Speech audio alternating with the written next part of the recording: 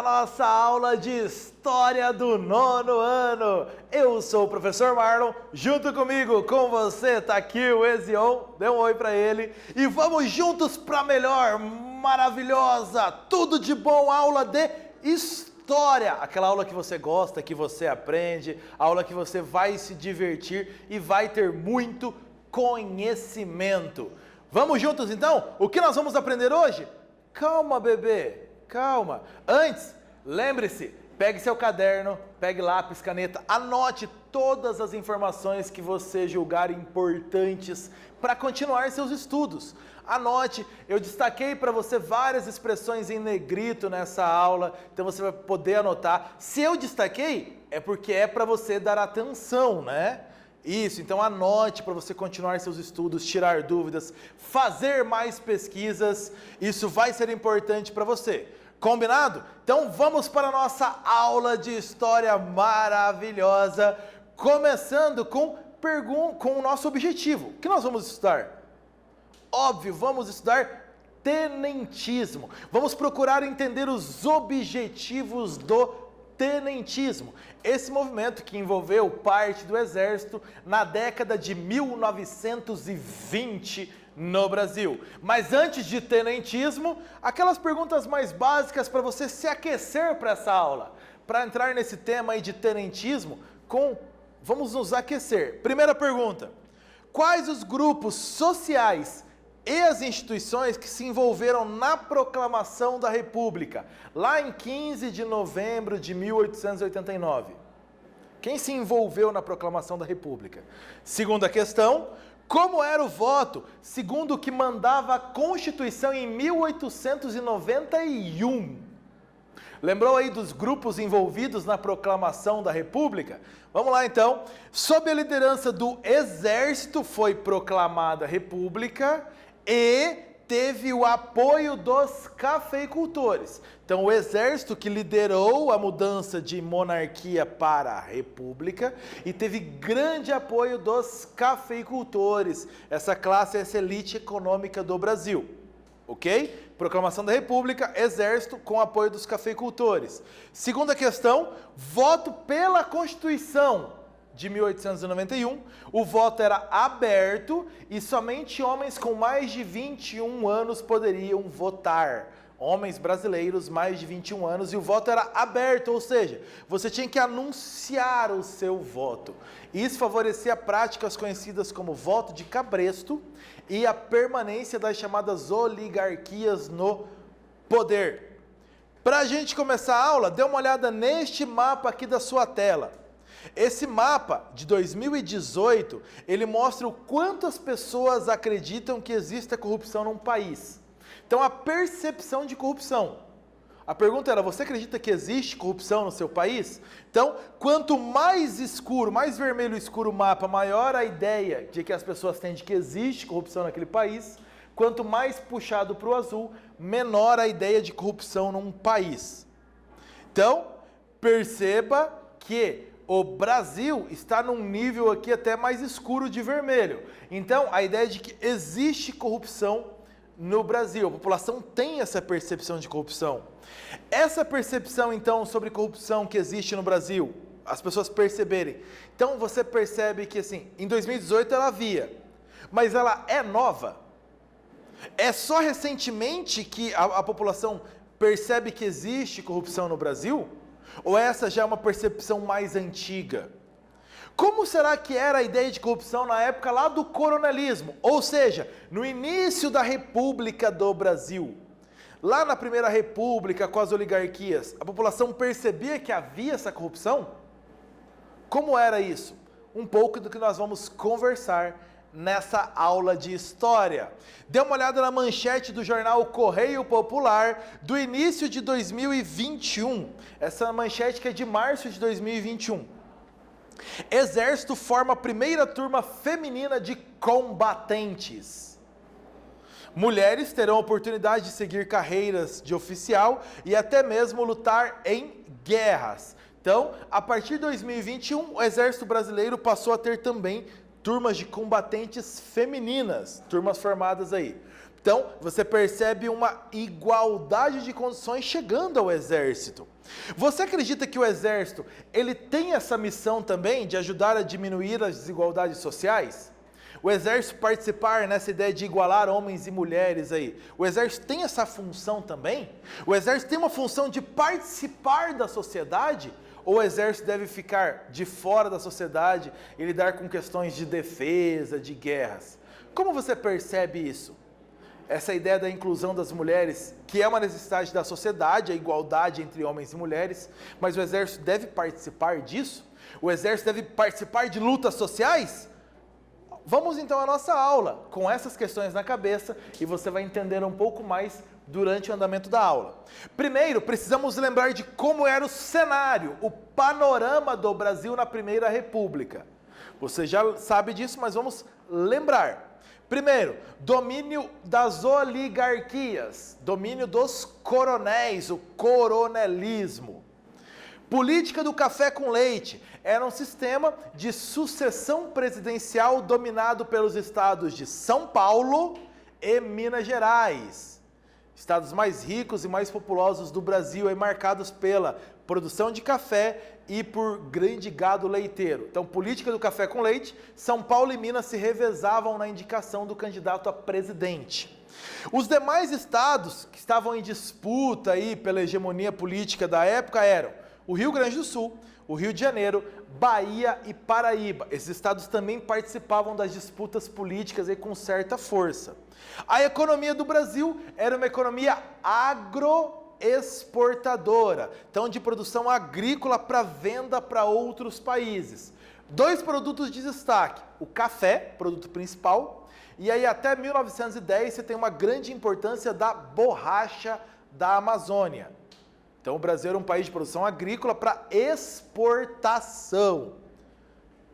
Lembrou então desse cenário político? Olhando todo esse panorama, te ajudou a lembrar de alguns itens aí?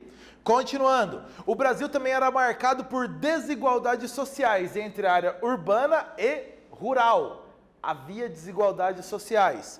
Situação da área rural do Brasil no início da República. Exclusão dos povos originários, das comunidades indígenas, estavam fora das políticas públicas. Exclusão dos ex-escravizados, também esquecidos pelo poder público.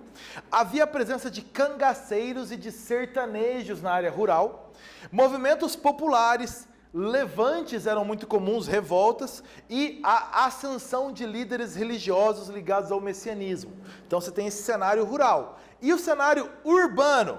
Lutas e reivindicações do movimento operário, também a exclusão de ex-escravizados na área urbana e dos seus descendentes, a ascensão de uma classe média urbana formada principalmente por comerciantes e profissionais liberais, e um cenário marcado também pelo início das greves em busca de melhores condições de trabalho para esses operários. Então nós temos um cenário de domínio das oligarquias e de algumas revoltas que estavam acontecendo contra essa situação. A partir disso, entramos para entender um pouco melhor o que é o tenentismo na década de 1920. Tenentismo. Grupos de militares mostravam-se descontentes com a força das oligarquias. Lembra aquelas poucas famílias mais ricas que dominavam a política? Então, alguns militares estavam descontentes com essa situação. Além disso, descontentes também com o uso da corrupção e com o uso da violência por parte dessas oligarquias para se manter no poder. Troca de favores, corrupção, violência eram práticas comuns das oligarquias. O tenentismo, então, foi um movimento liderado por oficiais militares, principalmente tenentes, daí vem o nome, e por capitães, que queriam então reformar a política, reformar a República do Brasil, corrigir os problemas da República, esse movimento. Principais reivindicações, o que eles queriam, o que eles exigiam, algumas aqui para você. Moralização da administração pública. A administração política do Brasil deveria se pautar pela moral, pelo que é correto para a sociedade. Outra exigência, fim da corrupção eleitoral. E isso passava pelo fim do voto aberto, o fim do voto de cabresto. O voto deveria ser secreto. Ainda, outra exigência, a justiça eleitoral, e uma justiça eleitoral que fosse confiável, porque até então a justiça eleitoral não havia, e quem organizava as eleições eram os próprios coronéis. Então a criação de uma justiça eleitoral e o ensino gratuito e obrigatório a todos os brasileiros e de qualidade. Não havia ainda no Brasil a obrigatoriedade do ensino, eles exigiam isso. Percebeu então esse conjunto de reivindicações? Todos esses problemas do Brasil já foram resolvidos? Todos esses problemas que eram exigências da década de 1920, eles já foram resolvidos no Brasil? Todos eles? O que você acha? Vamos lá então para a nossa primeira atividade. Qual das alternativas abaixo não apresenta uma exigência do tenentismo?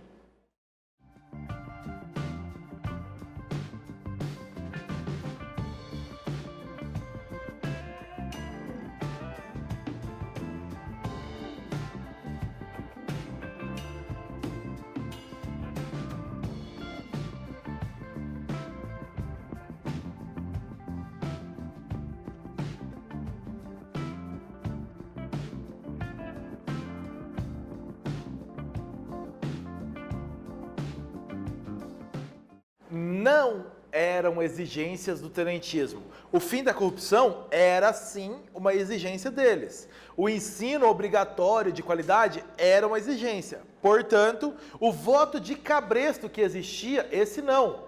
Pelo contrário, os tenentes exigiam, então, o voto secreto, para acabar com o voto de cabresto.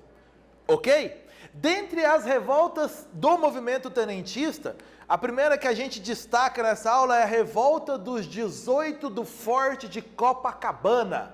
Nome grande, né? Isso, anota aí. Revolta dos 18 do Forte de Copacabana. Você vai entender o porquê do nome agora. Calma aí. Você já percebeu onde essa revolta começou? No Forte de Copacabana, no quartel de Copacabana, Rio de Janeiro, capital do Brasil à época. Então, havia um clima de hostilidade entre o presidente eleito. No início de 1922, foi eleito presidente do Brasil o Arthur Bernardes, só que ele só tomaria posse no final do ano de 22. Mas já havia um clima de hostilidade entre ele e grupos militares. Esse clima de hostilidade ficou mais forte quando, no início de julho de 1922, o Marechal Hermes da Fonseca, ex-presidente do Brasil, lá entre 1910 e 1914, o Marechal Hermes da Fonseca, ele foi preso por agitação política. E o clube militar, do qual ele era líder, foi extinto, foi fechado. Então percebe que há realmente um clima de hostilidade entre o presidente eleito e os militares. Como resposta a essa ação, no dia 5 de julho de 1922, grupos militares do Forte de Copacabana pegaram em armas para o que eles diziam que era para salvar a honra do exército e ainda para moralizar a política no Brasil. A ideia era depor, tirar o presidente Arthur Bernardes da posse, que ele não assumisse. Então o exército era contra o Arthur Bernardes, presidente do Brasil. A ideia era pegar em armas e tirá-lo. Exército contra o governo. O governo, claro, interveio. A ideia era que todos os quartéis do Rio de Janeiro se revoltassem, mas no fim, apenas o quartel de Copacabana, o Forte de Copacabana manteve, com algumas centenas de militares revoltados. Mas quando o governo interferiu, cercou o quartel, algumas centenas se renderam. Desistiram da luta e se renderam. 17 militares sobraram e um civil que se juntou à luta então. Reparou aí? 17 militares e um civil. Os 18 que continuaram na revolta. Eles saíram pela Avenida Atlântica do Rio de Janeiro com a ideia de chegar até o Palácio do Governo e exigir a saída então do presidente de todo o governo. Essa era a ideia. Só que, claro, o restante do exército fiel ao governo deveria defender o governo. Aqui você tem uma foto real da ação, lá em 1922.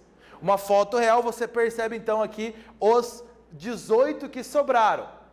Então você tem até aqui, bem mais para o lado direito, o segundo, da direita para a esquerda, você tem aqui o civil participando e os outros militares. Houve um confronto com forças militares? Claro que houve. Do combate com as forças, só saíram com vida os tenentes Siqueira Campos e Eduardo Gomes. Na imagem, eles estão bem do seu lado esquerdo. Mais na ponta esquerda, você tem o Eduardo Gomes e do lado dele você tem o Siqueira Campos. Apenas esses dois saíram com vida do combate contra as forças militares. Os outros 16 morreram. Então, exercício para você. A revolta dos 18 do Forte de Copacabana foi um movimento formado principalmente por...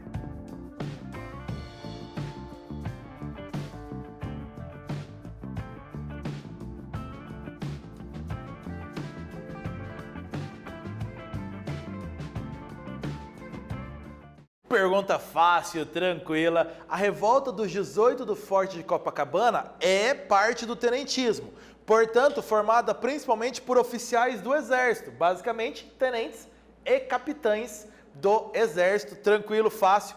Mas além dessa revolta, houve uma segunda revolta que aconteceu no mesmo 5 de julho, mas 2 anos depois, em 1924, e não no Rio de Janeiro, dessa vez em São Paulo. 5 de julho de 24 em São Paulo, mais uma revolta do movimento tenentista com exigências muito parecidas. Olha aí, os tenentes exigiam a saída do presidente Arthur Bernardes, que aí já havia tomado posse, exigiam voto secreto e exigiam a melhoria e a obrigatoriedade do ensino primário. Então que fosse obrigado o ensino primário a todos os brasileiros e que fosse um ensino de qualidade.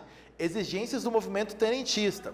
A liderança foi do Major Miguel Costa, que está do lado esquerdo aqui embaixo para você, e ao lado o General Isidoro Dias Lopes, o general reformado. Então a liderança foi deles, mas a principal participação é de tenentes e capitães do Exército, em São Paulo. Os rebeldes venceram as primeiras batalhas contra as tropas leais ao governo federal. Então, foram dias de luta em São Paulo, desses rebeldes contra tropas leais ao governo. Dias de luta. Nessas lutas, as primeiras batalhas vencidas pelos rebeldes, mas o exército leal ao governo cercou a cidade de São Paulo. E aí os confrontos ficaram mais intensos. Bombardeios da artilharia, ataques da infantaria, apoio da aviação militar, inclusive, para as tropas leais ao governo. E isso teve como resultado muitas mortes entre os civis. Então, um confronto entre alas militares, mas causou a morte de muitos civis. No final de julho de 1924, os rebeldes que sobraram desistiram da luta e cerca de 1.000 soldados formaram o que foi chamado de Coluna Paulista. Ou seja, se colocaram em ordem de marcha militar, saindo de São Paulo e partindo para a cidade de Foz do Iguaçu, no Paraná, próxima à divisa com o Paraguai e com a Argentina. Fugiram de São Paulo. Então você tem aí um segundo movimento tenentista, agora em 1924 em São Paulo, com exigências parecidas. A ideia de moralizar a administração e tudo mais. Então, você verificou que existem semelhanças, mas existem algumas diferenças entre os movimentos. Ok? Exercício para você. Leia comigo esse texto. O tenentismo recebeu essa denominação uma vez que teve como principais figuras não a cúpula das Forças Armadas, mas oficiais de nível intermediário do Exército, os tenentes e os capitães. O grande mal a ser combatido eram as oligarquias. Pergunta para você: quais as principais reivindicações dos movimentos tenentistas de 22 e de 24?